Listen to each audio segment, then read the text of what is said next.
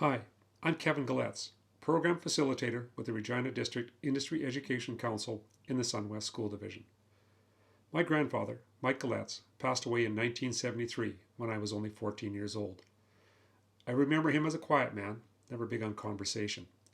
Like many other young people, I missed my opportunity to talk with him about his past, how he came to Canada from Romania, or what life was like in the early days of Rosetown, where he lived and I still live today.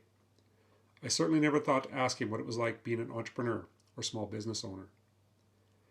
Mike Gawletz was a true entrepreneur, coming to Canada in 1910 at 20 years of age. He made Rosetown his home in 1913, and in 1917, at the age of 27, he opened his first of many businesses. From what my father has told me, his first business arose out of skills my grandfather had before he came to Canada, and it also suited a need in the community, which still is a foundation for many startup entrepreneurial ventures to this day. The CPR station was located about a half mile to the north of Rosetown, and he started a dray service, which was a horse-drawn wagon delivery service. He transported parcels and people back and forth between the CP station and town. He showed his ability to adapt his business, which is another trait of successful entrepreneurs.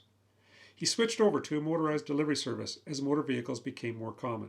He purchased this delivery bus to do the job that horses used to do.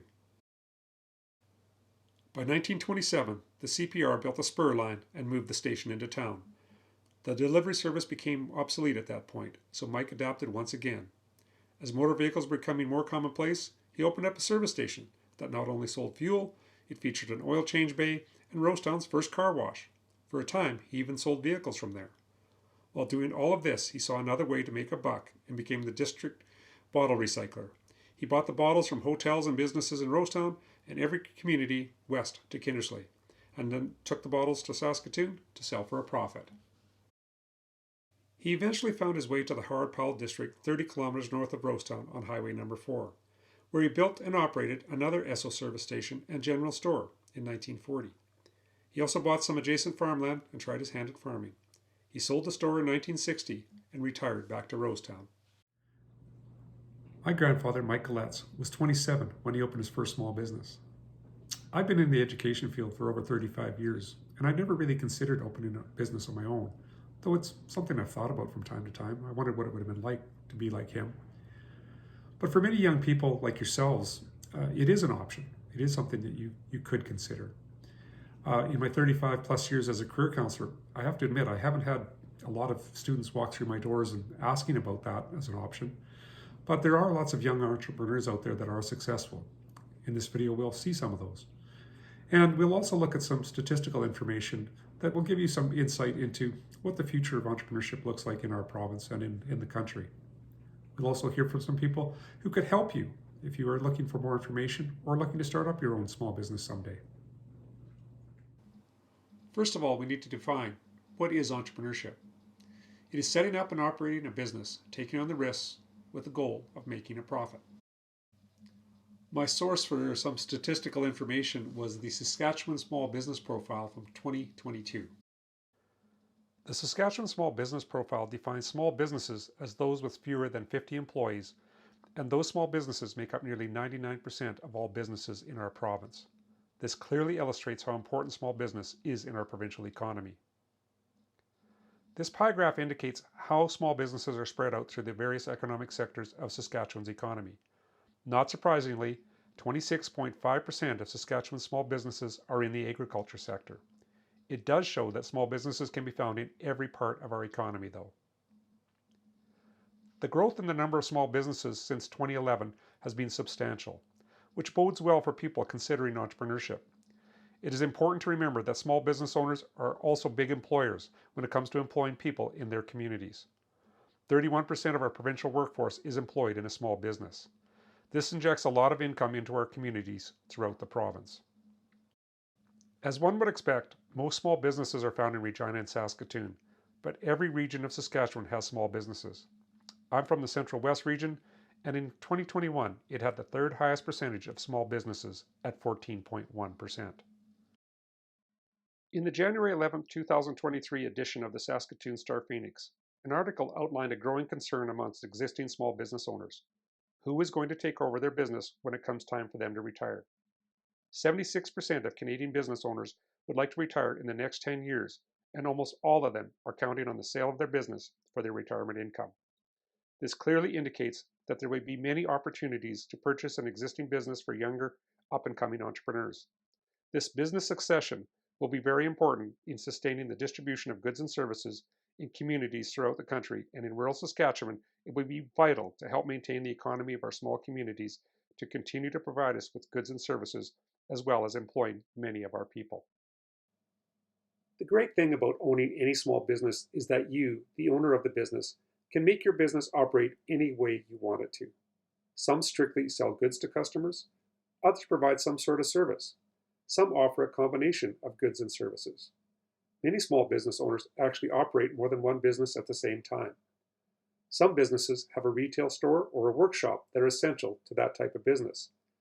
Others are mobile and take their work to a customer's location. It has also become more common to see people operate a business from their own home and use the internet to reach customers. Some business owners are professionally trained, yet operate businesses to serve their customers. Many others purchase a franchise-type business and operate the business under a brand name and product that customers from all over are familiar with. Owning and operating a small business is something that young people can do. In some cases, it may take education beyond high school, further training, or some hands-on work experience. The point of this video is to point out that youth can consider entrepreneurship as an option, and you don't have to be very old to get started. In 2010, the Winkrich brothers of Lethbridge, Alberta, had developed an allergen-free ice cream type product. By the time the brothers made a pitch on CBC's Dragon's Den in 2014, they were already selling their products in 85 stores. The oldest of the brothers at that time was 15. By 2016, their Screaming Brothers ice cream brand had over $1 million in revenue, and by 2018, the product was listed in over 700 Canadian retailers. In 2018, they sold the business to Foothills Creamery. Not every young entrepreneur is going to start up a large-scale production-type business and have the same level of success that the Winkrich brothers did. But it does show that a young age should not be a limiting factor when it comes to starting up and having success as a small business owner. I recently sat down with Casey, a current grade 12 student who has dabbled as an entrepreneur during her teen years. Let's see what she had to say about being a young entrepreneur. Hi, I'm here today with Casey, and Casey is a high school student who started her small business while she was in high school. And Casey, can you tell us a little bit about your business? So I started my business called Casey's Creations in the fall of 2020.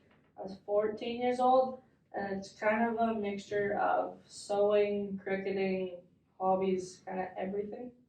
So did you get help starting the business, or was this kind of something you came up with on your own? Well, it was, to begin with, it was just kind of like, oh, I'm gonna make some stuff and see where it goes. But then mom was like, well, I don't take some to work and see if friends want it and take it to the hospital because people like lanyards and stuff.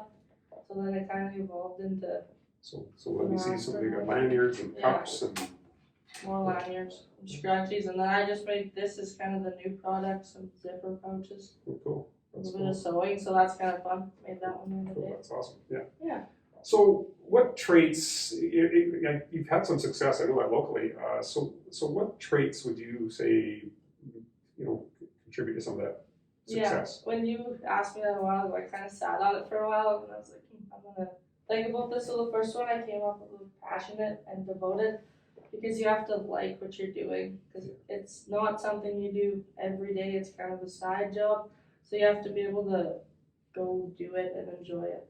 Yeah, so you kind of a passion grew into a business. Yeah. Okay, good, thanks. So Casey, a lot of entrepreneurs or small business owners find that there are some pros and cons, there's some rewards and challenges to their business. So what are some of the rewards you've found? The main reward is seeing the finished product going from a piece of fabric and some metal clips to a lanyard. It's kind of cool to see, and the customers using it and giving some feedback. Yeah, seeing the smile on their face. Yeah, exactly. Yeah. And seeing it being used when someone shows up with something that has been used and maybe even needs some tweaking and fixing. I like to see that because I know it's been used and loved. So. Okay, good. And what about the challenges? I would say it takes away from your personal time. You have to make sure that the time you put in is what you're going to get out of it. So. Yeah. Yeah, it's time consuming to run a business. Yeah, especially this year with grade 12, I've found that I need to set the time aside to do it because You got some big. there's been some big things happen. So Yeah, grade 12 is a pretty important year. yeah, obviously. it is. So future, is it something you would consider in the future, this business or another business? I'm planning to keep it up next year in university. It's going to be a different city and new people, so I'm excited to kind of switch the products to fit the new city. So if there's something that I see Medicine Hat might like, well, maybe I'll start making it. So that kind of shows another characteristic of small businesses, adapting. Yeah, for sure. Adaptive and reflective is another one. Yeah, if you don't adapt your business, then you know. Yeah, you got to be able to take the good with the bad. Yeah, a product that was good 10 years ago might not be, needed today. Yeah. Well, thanks, Casey. That was awesome. Yeah, thank you. Thanks. I recently interviewed Devin Brooks, who is a small business owner in our community. Devin started his first business at a young age, and he's seen the business expand and grow in recent years. I'm here today with Devin Brooks of Brooks Building Supplies in Rosetown, and Devin's a young entrepreneur who started at a really young age. And so first of all, Devin, can you just tell me a little bit about what the business is about? We've grown from construction oriented business into a lumberyard now, and we've kind of brought the two together in the last year, journey on the store end of it. And 2012 we opened our construction company, just with one other employee. So it's kind of brought the two business construction into the lumberyard. And okay, so when you first started, even your very first part of the construction business, what was your age then, roughly? I want to say 20, 21, somewhere in there. You started at a pretty young age, just a couple of years out of high school. Yeah. Good. And so now the business has grown and you've expanded into the lumberyard as well. So what's your number of employees right now? Or? We have 5 right now, shooting for 7 in the next month-ish. So and it might be 8 as well if we can get another yard guys. So the business is growing. Yeah, for sure. Yeah, good. So how did you get started? So was this something that you'd always thought about, or where did it begin? Well, back in 2008 when I graduated, I kind of knew what I wanted to do for a long time, and I've been doing it for quite a few years with Dad, and I started working for John Ritz in town, and was always doing side jobs, make extra money on the side, and I kind of knew that a few years in with John, and once the spring of 2012 hit, I knew that I could kind of do it on my own, and didn't really have, I wouldn't say a lot of education. Went through like the program, and but learned a lot being hands-on with John. Experience being on jobs, he learned a lot. So it was a very rough couple of years. I shouldn't say rough couple of years. It was a challenging few years of figuring out business, and how to price things was the biggest thing I struggled with for the longest time, but it was worth it for sure. So you just kind of you learned kind of the construction end of it, and then how to operate the business end of it kind of came, and you just kind of worked your way out. I shouldn't say that. I did have, my mom was doing books for a while, which helped me. She had mom and my uncle were kind of helping me run through books and bills and the GST and the business side of it, and that was a lot to learn as well. Still not professional at that side of the business by any means, but that's maybe one of the employees that you have. Yes. Somebody else doing that. Yeah. So that's kind of some of the behind the scenes stuff that when you start a new business is new to a lot of people. They have a skill in what they're doing, but not necessarily the bookend part of it. Yeah, I think that's the biggest challenge it was a lot to learn and a lot to keep up with. You just go to the government if they want their money when they want their money, right? Yeah. You don't miss a payment on that end. Yeah. So, yeah. So, what are the traits of an entrepreneur? Like, what do you think you need to be or have certain traits to be any kind of business, not just your business, but to operate your own small business? I think the drive to succeed, push yourself, better yourself every day. There's always a lot to learn, especially in our industry. I've always said there's more than one way to skin a cat. There's always things to learn. There's other people that have different opinions or different ways to do it. In the end, as long as the product's the same in the end, but you got to have that drive and commitment yourself to want to better yourself every day and move forward. So make it work. Yeah. So what are the pros? What have you found or have been the rewards of running your own business, owning your own business since you've been at it? Before the lumberyard, the freedom. You could do what you kind of wanted to when you wanted to. If you want to take a day off here or there, if you work hard and can get your money in place, and you could take a holiday, you could do different things.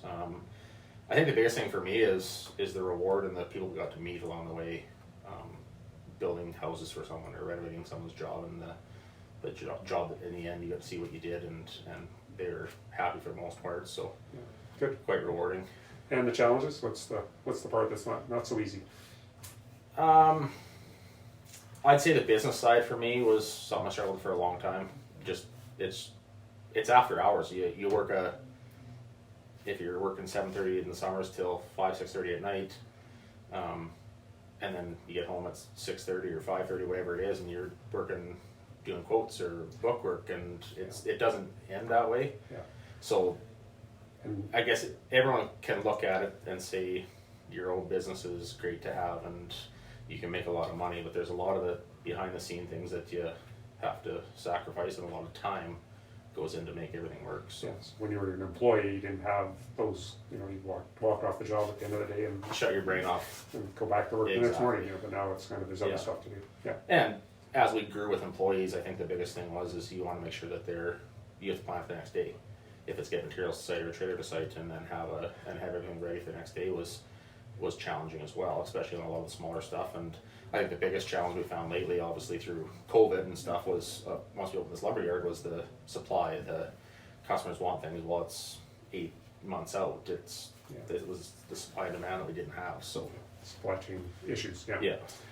All right. Well, thanks, Evan. Yes, thank you. Getting a small business up and running is one of the challenges that many young entrepreneurs face. Some get help from friends, family. Others get help from existing business owners who have had experience running businesses of their own. You can also go to organizations like Community Futures Meridian Region, where they can help you set up a business and help you with the day-to-day operation. Hello, today I'm here with Vicki Newmeyer from Community Futures Meridian Region in Kindersley, and Vicki's going to tell us a little bit about what they do and how they can maybe help someone start a business, whether they're a young person starting a business or someone a little bit older. That's wonderful. Well, thank you, Kevin, for this opportunity. Meridian Community Futures was designed to help support small businesses. And I guess the intention that we have is to give them loans, advice, and support. All of the things they need to operate their business, from business planning right through to the end in terms of winding down and succession. So everything in between, we can support them with finding services. We can support them with additional lending, advice on how to register their GST, how to get their business numbers, any of those kind of elements that are engaged in their business. And then the really nice part is they always have that network of people to count on us for further training opportunities, just general good advice. Come in and share the problem of your day that you're having, and we can maybe all brainstorm about solutions. So the gamma of what we do is certainly 100% focused on small business enterprises and how to make them successful. So kind of like a one-stop shopping for setting up and also maintaining a business. Awesome. Absolutely. That's So a awesome. lot of people think of us as just that startup phase, but we actually are there for existing entrepreneurs that may be even facing challenges, or I'm ready to retire. How do I sell my business? So those are equally as important in terms of the operations that we provide. And can you explain to the youth out there that are watching this video, the community futures, like how it's not just in Kindersley region, where do they exist? That's right. Most of across Canada, they exist. They may have a little bit different names in other provinces, but we're all there under the Community Futures umbrella. There's 263 across Canada. There's 13 in Saskatchewan. And then there's several throughout the Western Canada that we really focus our attention on. But certainly it goes right across Canada. So those supports are everywhere.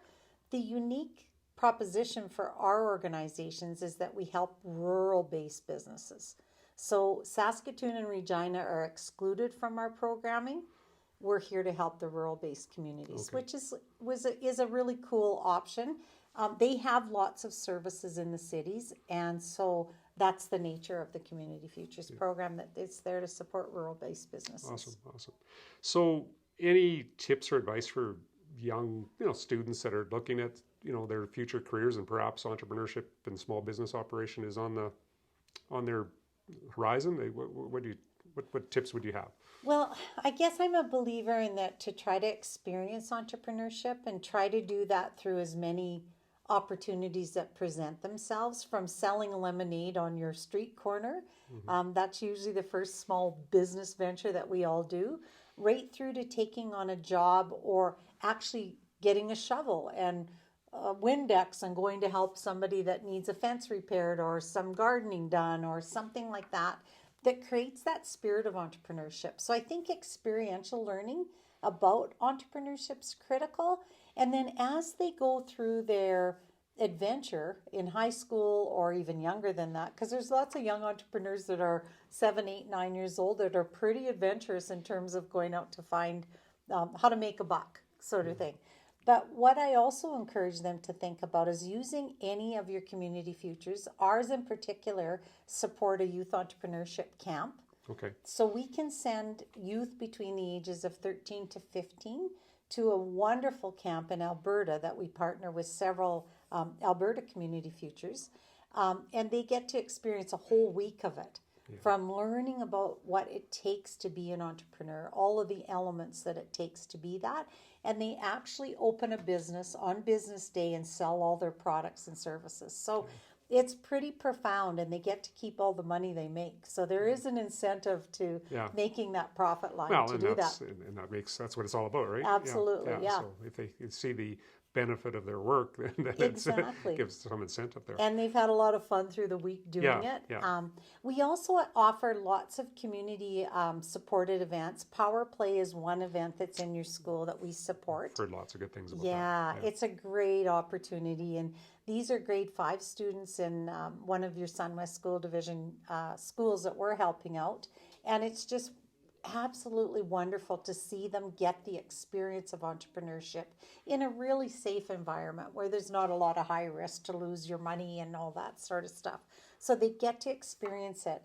And Kevin, I'm a real believer. I don't think every one of these young people will be entrepreneurs. Yeah. But they'll have the spirit and the understanding of what it takes to be an entrepreneur.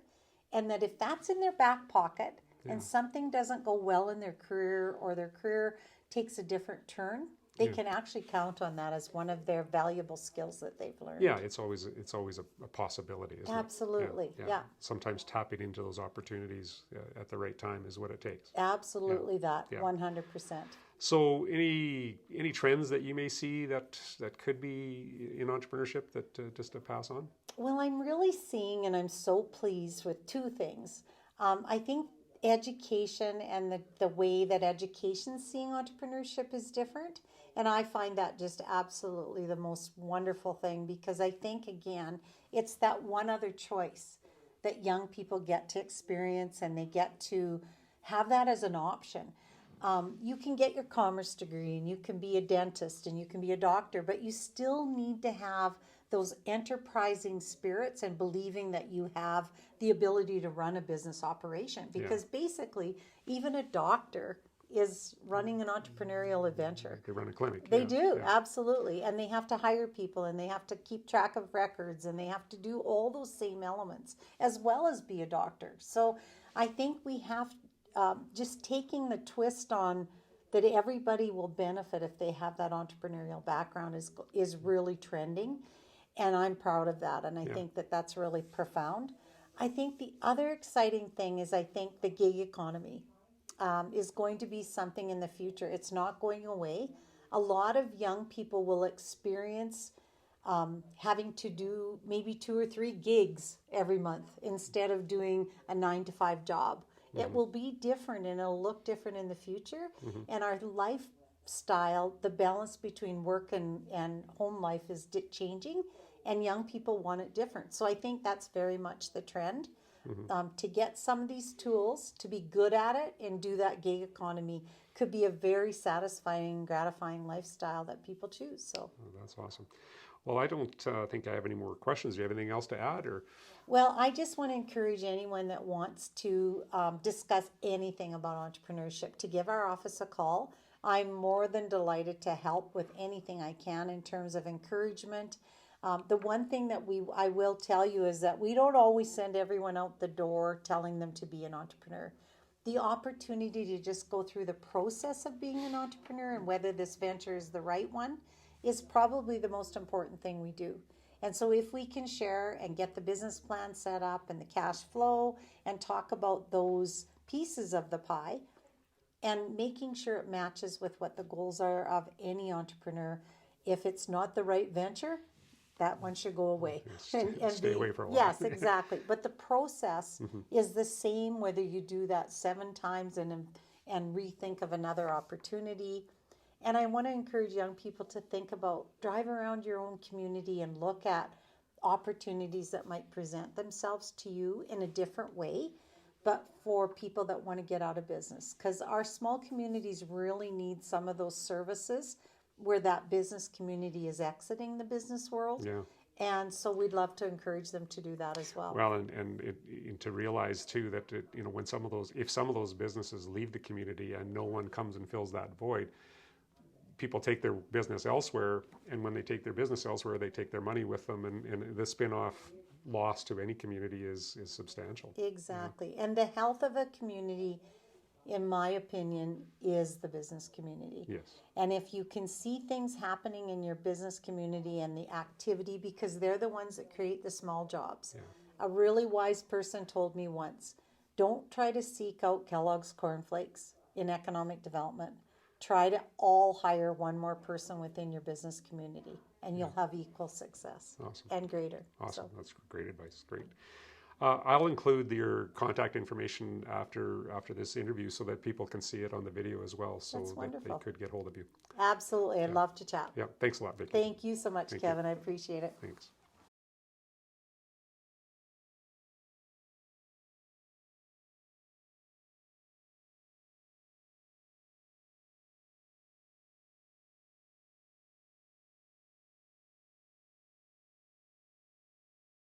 On behalf of the Regina District Industry Education Council, I would like to thank everyone who took time to help create this video, and thanks to all the teachers, students, and parents who have taken time to watch it. If you want to learn more about entrepreneurship, go to our website at www.rdiec.ca and check out our YouTube channel. We have a whole section dedicated to entrepreneurship. As I stated earlier, I never caught the entrepreneurial spirit that my grandfather had. But maybe his great-great-grandchildren, my grandsons, do have a bit of that entrepreneurial spirit. Let's take a little look at the lighter side of entrepreneurship through their eyes. Hi, I'm here today with 2 young fellas. Can you just tell me your names? Jake Brooks. Okay, that's Jake and Brooks. Can you just tell me how old you guys are? 5. You're both 5, okay. Okay, so I'm going to ask you a question. Okay, Brooks, I'll ask you first of all. When you grow up, what do you think, what kind of job do you think you're going to have? What kind of job would you like to have when you grow up? I want to be a professional baseball player. Professional baseball player? Yeah. What about you, Jake? I'm a hockey player. A hockey player. Any other jobs? Like if you didn't become a baseball player or a hockey player, what do you think you'd want to do? What kind of jobs would you think? Have you thought of some jobs you wouldn't mind doing? I would do, if I didn't have work, I'd do,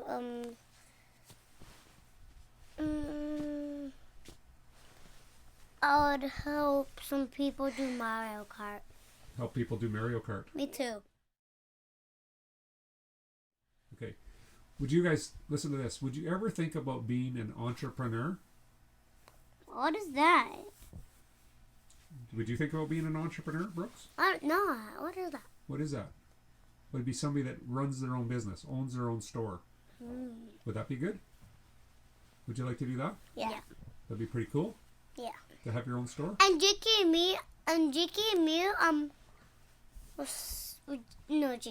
gonna be a candy store. A candy store? Yeah. Okay. We would sell candy out. Yeah, and Jake and me, Jakey and me are both twins, so we're gonna stick together, right? Yeah.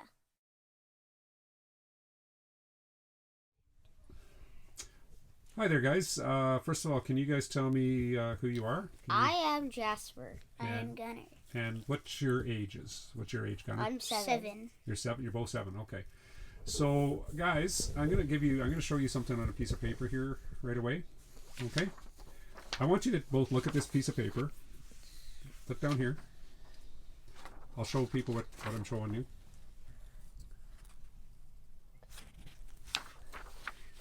What's that word say? Do you know? Entrepreneur. Hey, Connor, can you give that a shot? That's close, Jasper.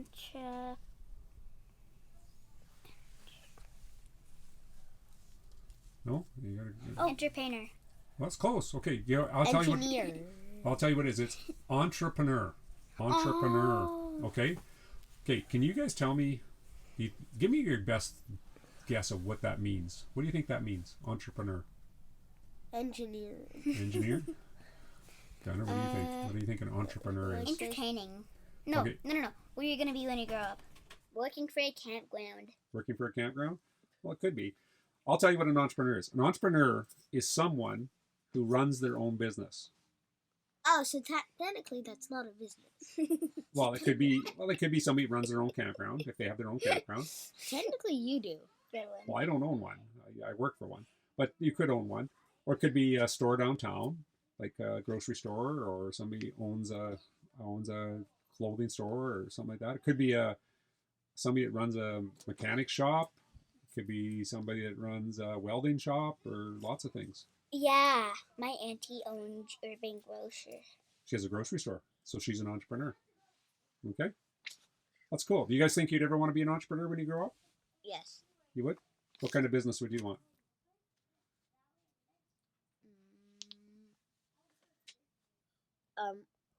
What's it called?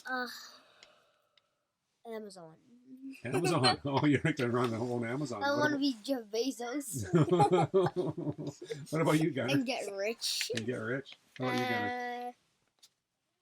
I want to lead the Edmonton Oilers. You want to lead the Edmonton Oilers? Hi, I'm here today with another one of my grandsons. What's your name? My name is Caleb. And what's your age? I am 11. Okay, so I understand last summer you had a bit of an entrepreneurial venture of your own. Can you explain what that was and how it worked? So basically, I was running a lemonade stand during a 2-day long garage sale, and we sold things like lemonade, popsicles, muffins, popcorn, loads of different stuff. Okay, so and how did it go? Was it a good It was good business? successful. Successful? Good. We made over $150. $150 more? More. Okay. When you say we, so were you working on this with other people? Yeah, one of my cousins on my mom's side. Yeah. So you had a business partner. Yeah. Okay. And so was it good working with a business partner? Was that easy or hard, or what was? It's easier because then you can take breaks. You can split the workload amongst people. Okay, good. So you had some profit. So is there any way it could have gone wrong? Like if we maybe would have taken a loss, what could have caused that? If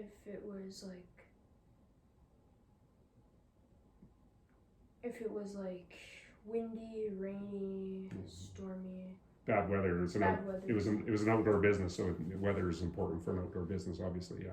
So you had some profit, and so what are some of the things that caused it to be successful or made it successful in your mind?